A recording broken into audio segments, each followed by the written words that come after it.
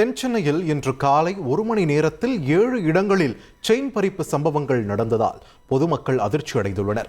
இது தொடர்பான தகவல்களுடன் இணைகிறார் எமது செய்தியாளர் சாலமன். சாலமன், வணக்கம். இந்த செயின் பறிப்பு சம்பவங்கள், அதனைத் தொடர்ந்து அரங்கேறிய நிகழ்வுகள், இதை பற்றி விரிவாக பதிவு பண்ணுங்க.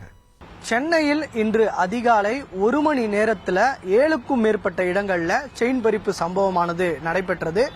குறிப்பாக மூதாட்டிகளை குறிவைத்து மட்டுமே 2 பேர் வந்த ஹெல்மெட் அணிந்து வந்த கொள்ளை கும்பல் இந்த செயின் பறிப்பு சம்பவங்களை அரங்கேற்றியது மிகப்பெரிய அதிர்வலையை ஏற்படுத்தியது.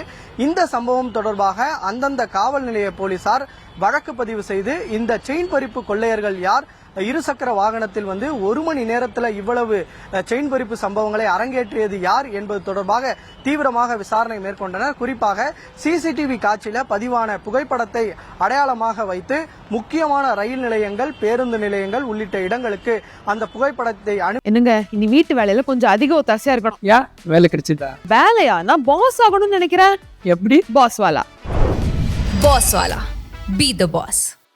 இந்த கொள்ளையர்கள் ஏதேனும் வந்தால் அவர்கள் குறித்து தகவல் தெரிவிக்கும்படி போலீசார் தரப்புல தெரிவிக்கப்பட்டுள்ளது. மேலும் 10க்கும் மேற்பட்ட தனிப்படைகள் அமைக்கப்பட்டு இந்த செயின் பறிப்பு கொள்ளையர்கள் தொடர்பாக தீவிரமாக விசாரணை மேற்கொண்டனர்.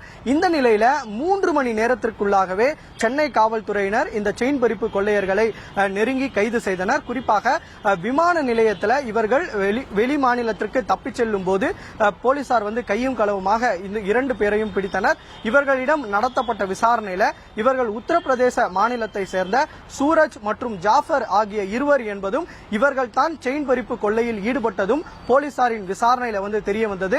மேலும் இவர்களிடம் தொடர்ச்சியாக நடத்தப்பட்ட விசாரணையில இவர்கள் இதே போலத்தான் பல மாநிலங்கள்ல இது போல கைவரிசை காட்டியிருப்பதும் 2013ஆம் ஆண்டு முதல் இவர்கள் இந்த செயின் பறிப்பு கொள்ளையில ஈடுபடுவதும் தெரிய வந்துள்ளது.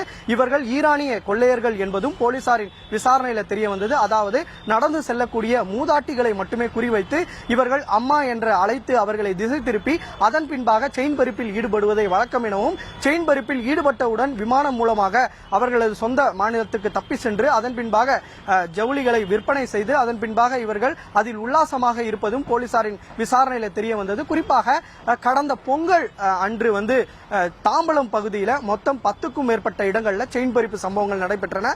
இந்த சம்பவத்தில் ஈடுபட்ட குற்றவாளிகளை போலீசார் வந்து கண்டறிய முடியாத நிலையில இதே கொள்ளையர்கள் தான் அந்த சம்பவத்திலும் ஈடுபட்டனர் என்பது தற்போது கண்டுபிடிக்கப்பட்டுள்ளது. இதில் கைது செய்யப்பட்டுள்ள ஜாஃபர் என்பவர் தான் அந்த கொள்ளையிலும் ஈடுபட்டு தப்பிச் சென்றிருப்பது தெரிய வந்துள்ளது. மேலும் தொடர்ச்சியாக விசாரணை மேற்கொண்டு வருகின்றனர். இவர்கள் வந்து சென்னையில் இருக்கக்கூடிய ஒரு இடத்துல வாடகைக்கு இருசக்கர வாகனத்தை எடுத்துக்கொண்டு அதன் பின்பாக நோட்டமிட்டு யாரும் இல்லாத நேரத்தில் இந்த கைவரிசை காட்டியிருப்பதும் போலீசார் விசாரணையில் தெரிய வந்துள்ளது. மேலும் அவர்கள் செயின் பறிப்பில் ஈடுபட்ட மொத்த நகைகளையும் பறிமுதல் செய்திருப்பதாகவும் சென்னை காவல்துறை தரப்பில் தெரிவிக்கப்பட்டுள்ளது.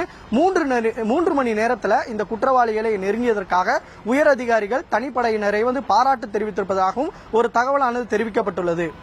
நன்றி சாலமன், உங்களுடைய விரிவான தகவல்களுக்கு.